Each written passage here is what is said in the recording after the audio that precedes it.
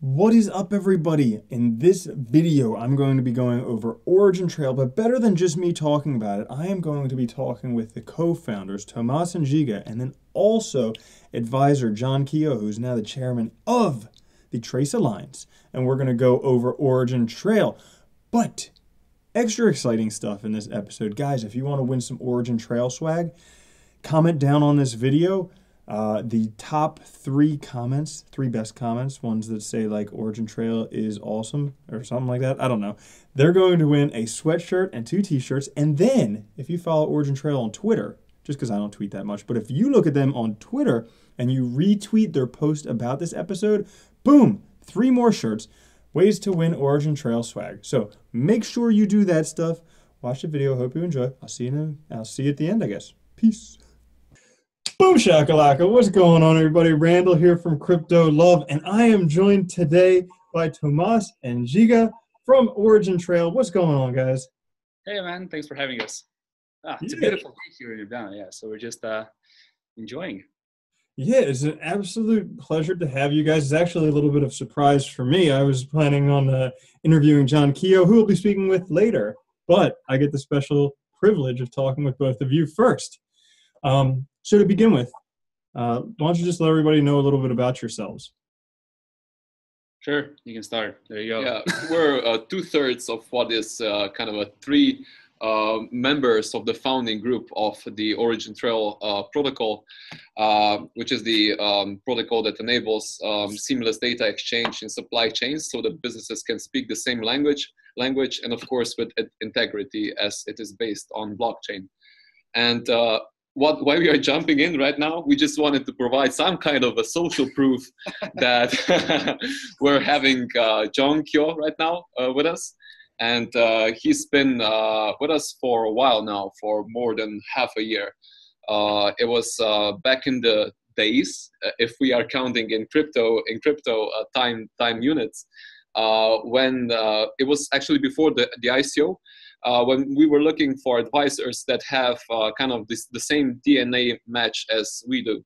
And since our protocol is also very much connected to the standards, GS1 standards, we were looking for experts that know a lot about this area.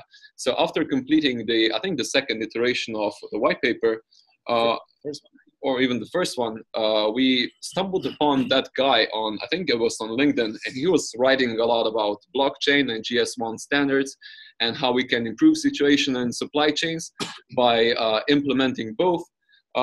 We decided to write an email to him, and we sent him the deck and also white paper. And immediately after this kind of first interaction, we clicked. I think he wrote something along these lines. You guys really get it. You guys are using GS1 standards, and as someone who used to work for GS1 Global Office, I think that was also a good match for him, as he will explain later on. And then, of course, we did not only meet online. It was not only an online dating stuff. We actually, since we were very much present in Asia, even before we conducted an ICO, we got connected with several partners in China. And it was great to be part of 2 conferences, actually, in Beijing. Food Safety Conference, where also John was one of the speakers. And it was interesting, when we entered the room, there he was, John, actually presenting one of our showcases with the dairy here from Europe. That was actually the first company that started using OriginTrail solutions back in 2014. So it was also a great honor to meet him, in physical form back then. And so after he was onboarded as an advisor, he was not with us only as a face value. I mean, he's apparently a very handsome guy. He's a very charming guy, as you will see. What was even more important is that he acts as if he was part of the team, and of course we kind of embraced him as a team member. And from this time on, we decided to kind of give him more tools to to contribute to the OriginTrail ecosystem and to the Trace Alliance. Now, without going too much into detail, I'm sorry for taking too much time. I agree with everything you said. No, I think it's a nice genesis. Yeah. Yeah. I'll let you ask your question. All right. Perfect. So I haven't yet done a review of OriginTrail on the channel. So for everyone who's new to OriginTrail, I have gotten a lot of requests for OriginTrail on the channel, so I don't think a lot of people are new. But for the new people, can you tell them a bit about OriginTrail and also why perhaps blockchain is a good solution for OriginTrail? Yeah, sure. So we've been working in the supply chain space for a couple of years before. So the first touch we had with supply chains was back in 2011, and then in 2013 we kind of started working on it more in a more structured way. And data integrity was at all times something that was a repeating question that we got, kind of because we were at the end of the day brokering those data sets once we were trying to establish visibility in supply chains. So that tilted us towards blockchain, and we started looking at it from that perspective. How can we provide integrity to the data sets in our system?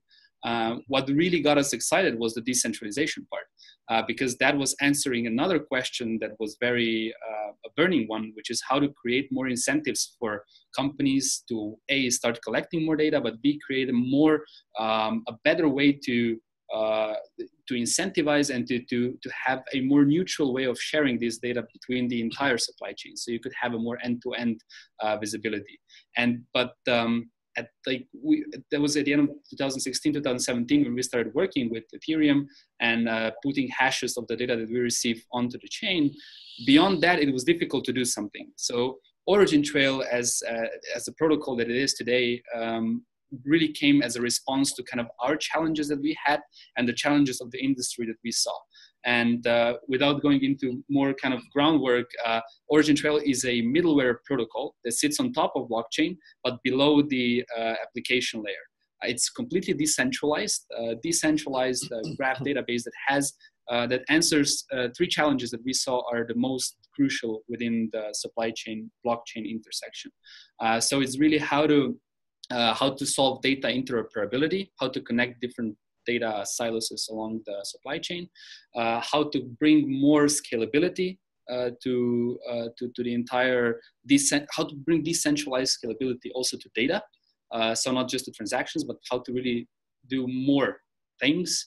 And we were able to do that by making it really, really purpose-built for supply chain use case. And then the third one was how to do with the protection of data.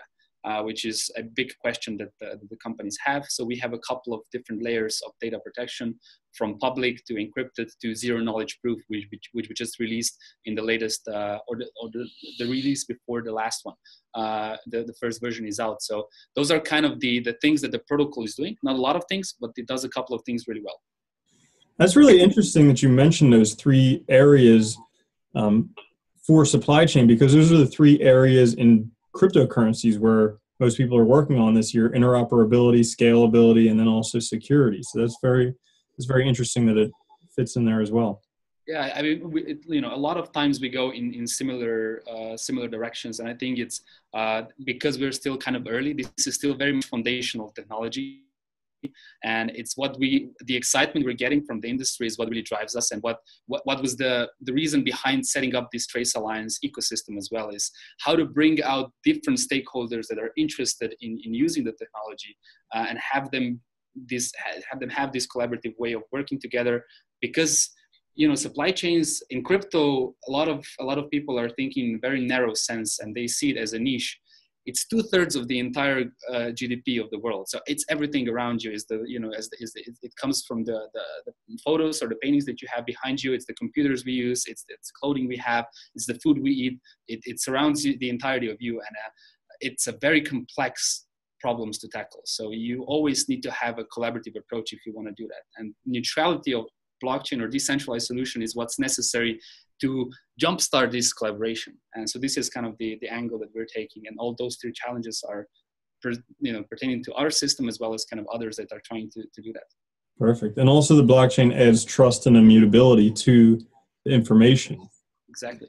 Yeah. So it's the you can think of it as the starting point of so many different things, because it provides a single layer or a layer of a single truth, you know, because you're able to kind of create these cross checks between claims of different actors, really aligning responsibility with accountability, and you get this one layer of truth.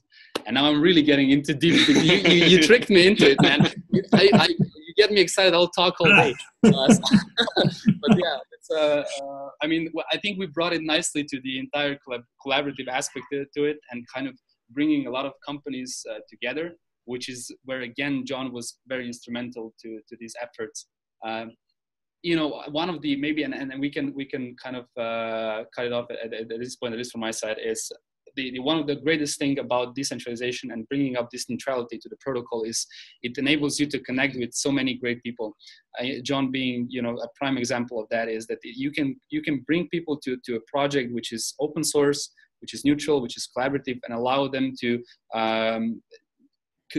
be a positive actor in that ecosystem, and connect different particles that they maybe know that that can be useful for others. And this is the point that we're trying to make with the Trace Alliance, and this is the point that John has been actively kind of following throughout from the beginning of our cooperation until today. And yeah, so it's a pleasure to have him on board and to be part of the ecosystem. Yeah, and without further ado, let's make some space, as John is going to also talk more about the use cases. And of course, as well, at the time of airing, of course, you guys already know, John is also officially been given the title or the position of a chairman of the Trace Alliance. So we're really looking forward to kind of having him at that position as well, and driving all the things forward. So John, we're going to give you some space. And thank you very much for having us as an intro, and enjoy the talk. Yay! What an act to follow, holy smokes. Hello, Chairman. Yeah, Chairman John Keogh. Welcome. That's me, the chairman. Welcome. So I was first going to introduce you before I knew about the chairman. I was going to introduce you as the Supply Chain Integrity and Standards Advisor. And I got a new title now today. Perfect. That's wonderful. Congratulations. Thank you. Yeah. So, John, welcome. And to begin with, you have quite an illustrious history behind you, and at least from my perspective, seems very well suited for OriginTrail. So can you please tell us a bit about yourself? My background? Well, let me start with, I was born in Ireland. So some people pick up on the accent that I was born in Ireland, but I lived in Holland for 10 years and have been speaking double Dutch for about 30 years. So also, I think I'm probably, more like a Dutchman, being very direct and very open and honest. But I spent 20 years in Canada, so I softened that a little bit. And now I've been living in Vietnam for the last 5 years. So my accent is probably middle of the Atlantic Ocean. That's probably the best way to describe it. Very.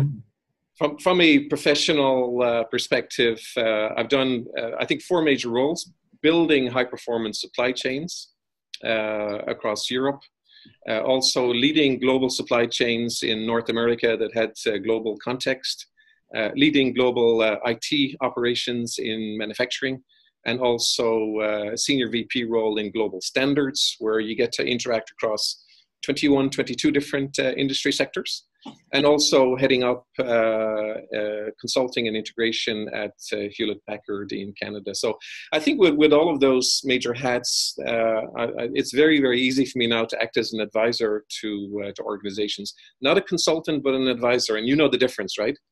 I don't. Could you enlighten me?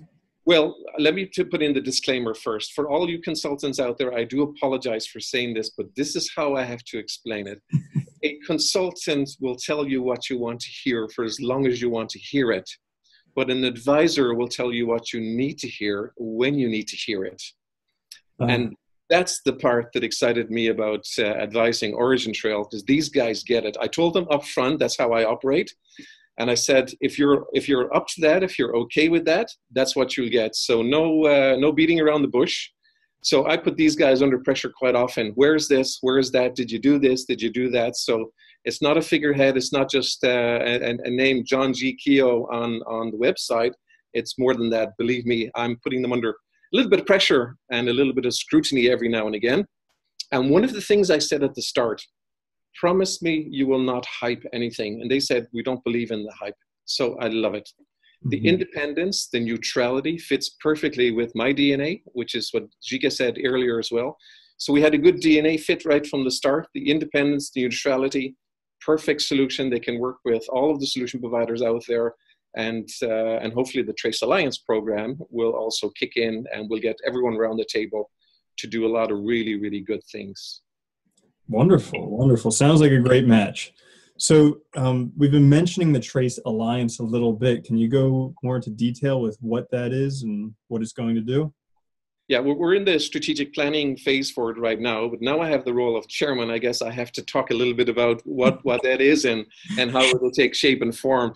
But I think the best way to see the Trace Alliance program is a forum.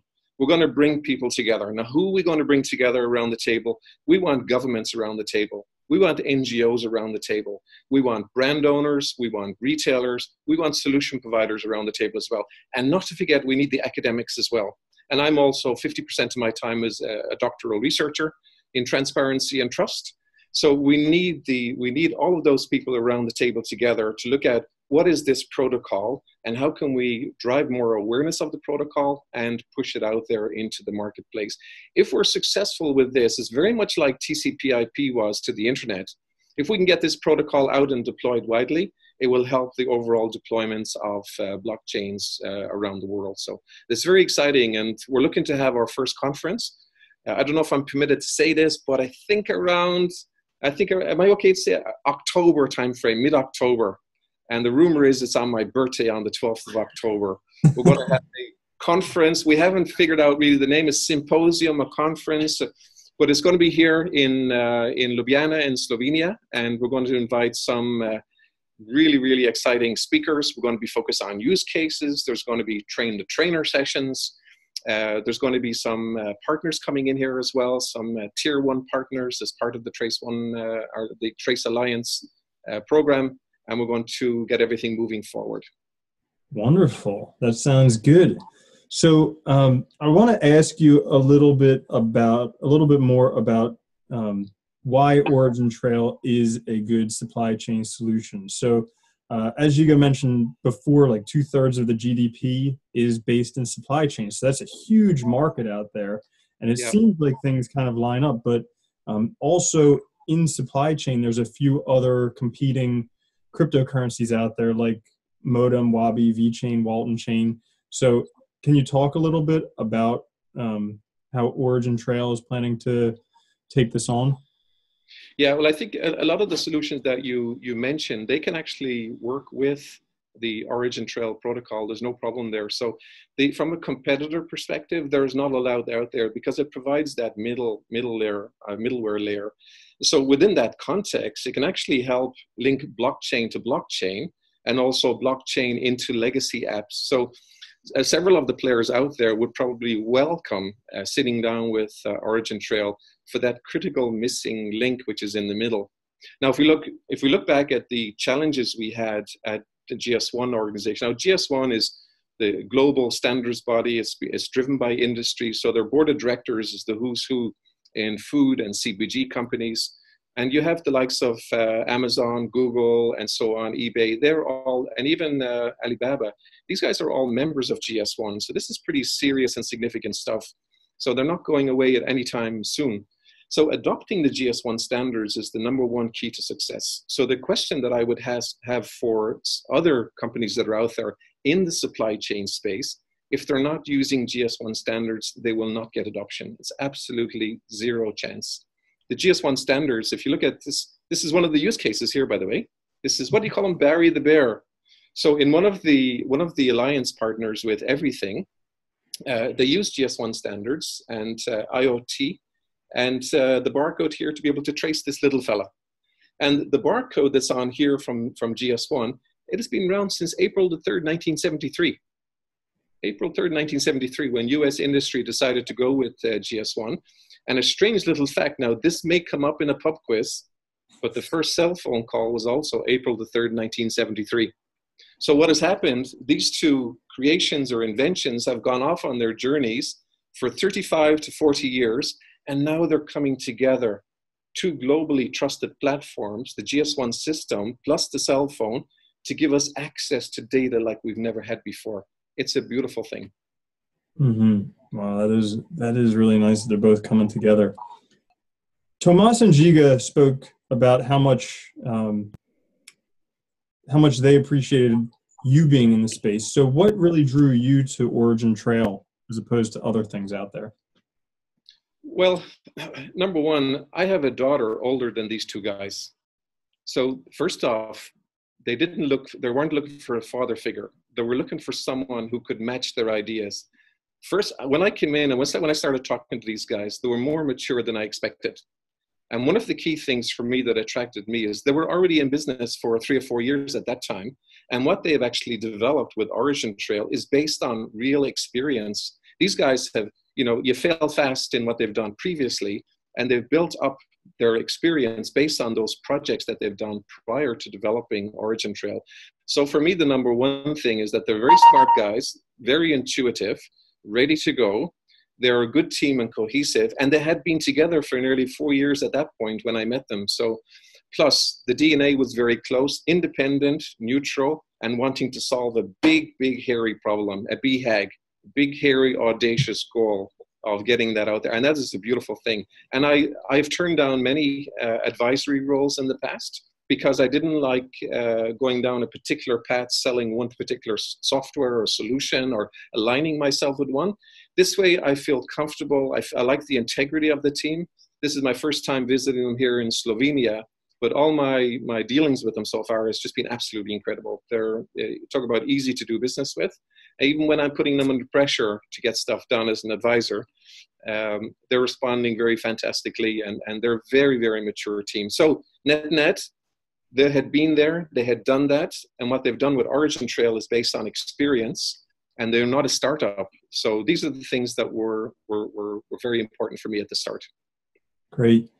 Now, OriginTrail, they've been around for a while before they really implemented blockchain, but with the protocol, I'm not sure if you would be able to know the answer to this, but where do you kind of see yourselves in terms of development? Are you at the very beginning? Are you kind of in the middle? Are you closer towards full prototype?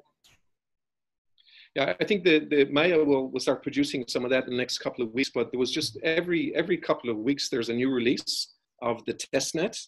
Mm-hmm. And now what's happening is that testnet is feeding into the Trace Alliance program, where we're getting the partners to go in and play around in this testnet. And there are several use cases already using the testnet to beef it up and proof it out and so on and so forth. And we got some exciting news to come down the pipeline very, very soon with some major systems integrators that are also going to start playing in there very, very soon. So we're excited about that, and they have a very, very structured process to start releasing new releases every couple of weeks. I think it's every couple of weeks. Yeah. So anything else that I didn't really touch on that we wanted to talk about in terms of like Trust Alliance or your role in the company, anything like that? Well, another thing that attracted me to the guys, I don't know if you can see it here in the background, and I think this is very good. When I was in Beijing when I met the guys, they won this award, and they invited me to go to this. So, I mean, I'm good buddies with the VP of Food Safety at Walmart, Frank Yanis, but they got this award from Walmart. And mm-hmm. This award was for innovation in food safety. So we hear a lot about Walmart and doing some fantastic stuff, and they are, it's incredible.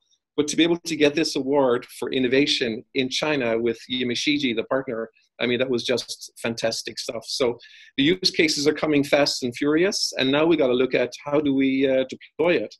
And I think one of the most exciting projects that I'm personally involved in is in Vietnam. So we thought, how can we go beyond some of the projects that are out there, the ones that are just doing recall in just a couple of seconds? We thought, what if we could do a recall in a couple of seconds, but also do the recall and find out which laboratory did the actual scientific testing and which one verified that that food was actually safe. So what we've actually done, we've coupled 2 laboratories together, one in Saigon or Ho Chi Minh, depending on whether you're from the north or from the south. We have Guangwu laboratories in Saigon, And that's where I live, by the way. I'm, as a vegan, it's probably one of the best places in the world to have vegan food in Saigon. Just to make them up in a quiz sometime, you never know. And we have Source Certain in Perth, Australia. Fantastic, deep technical scientists. But interestingly enough here, between the two laboratories, they have more technology than most countries. So it's absolutely incredible to do authentication and also provenance, or what we call origin of food and non-food as well. So what we're actually doing is we're implementing the GS1 standards into the laboratories, both laboratories, starting off with the one in Saigon. So what does that really mean? It means that when the producer has produced a batch of goods, we're going to take a sample from the batch. And typically you would have 3 samples coming out, one to the buyer, one to the seller, and one to the lab. And they're going to get unique serialized identifiers. The sample will come into the laboratory. We'll track it through in the laboratory information management system, our LIMS. We'll be able to find out very, very quickly which scientist did the testing, which machine it was tested on, which protocol was used to test it, which reference test, and also I get a link to the actual final report itself.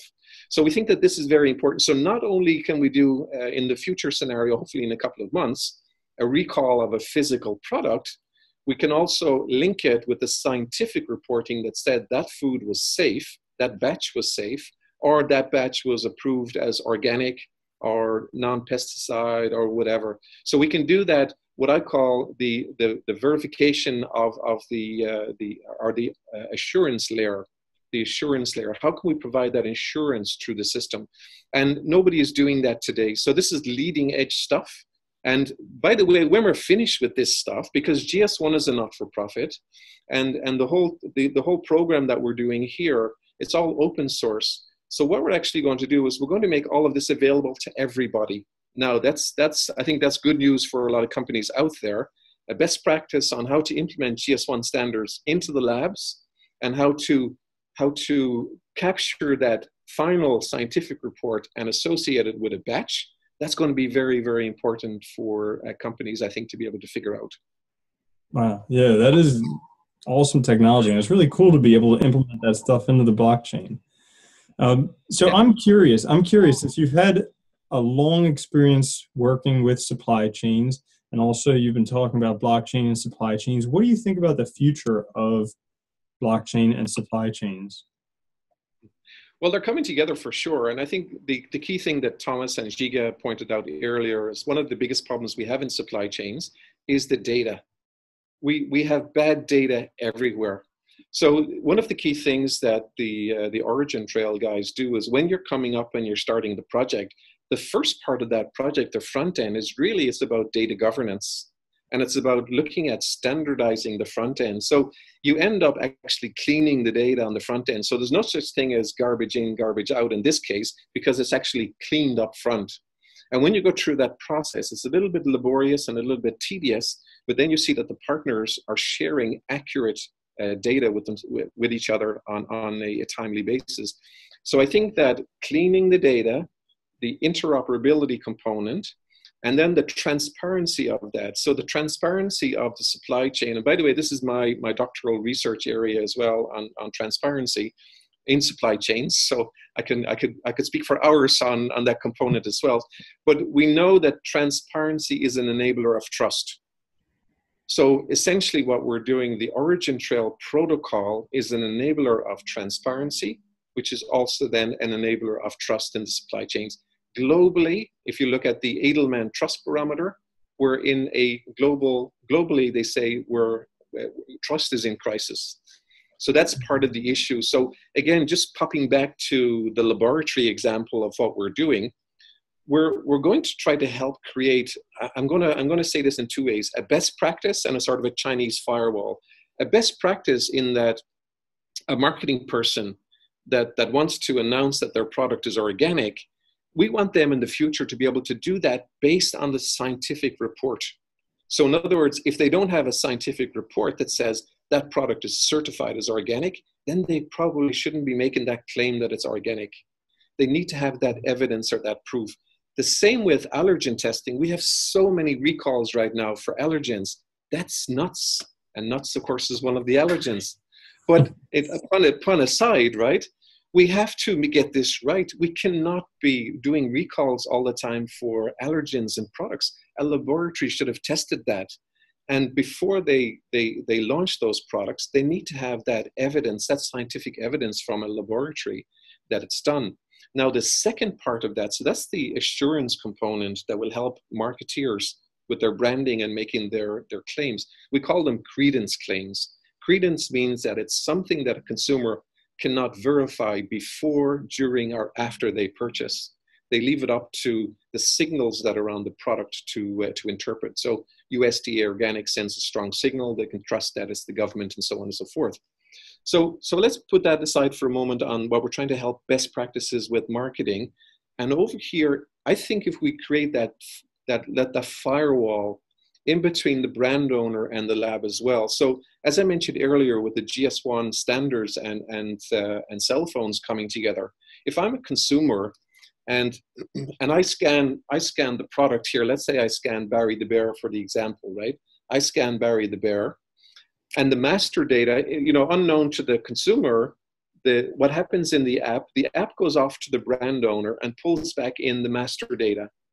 But unknown to the consumer, it should go off to the laboratory and pull in the lab report as well. In some cases, I know in Asia, brand owners will manipulate the scientific reports. So if we build in that extra level of I'm going to call it transparency and trust using the OriginTrail protocol, I think we can drive in more integrity into the supply chain. Now, that doesn't imply that all brand owners are bad or doing devious things, but I think they would probably agree that this extra level of integrity is probably a good thing, because for them as well, they can do a rapid search and find out who did the test, where was it done, which machine, which protocol, and so on and so forth. So I think we're heading in the right direction, and these are the major things that are wrong in the supply chain. That we've got to fix the data, we've got to improve the interoperability, and we've got to improve the overall integrity. The OriginTrail protocol, increase transparency, and which in turn will increase trust. So we're going in the right direction. I'm very confident about that. So I think I'll be back to Slovenia probably again soon to follow up on some of the projects, and maybe there'll be more projects than Barry the Bear. We'll have more, I think.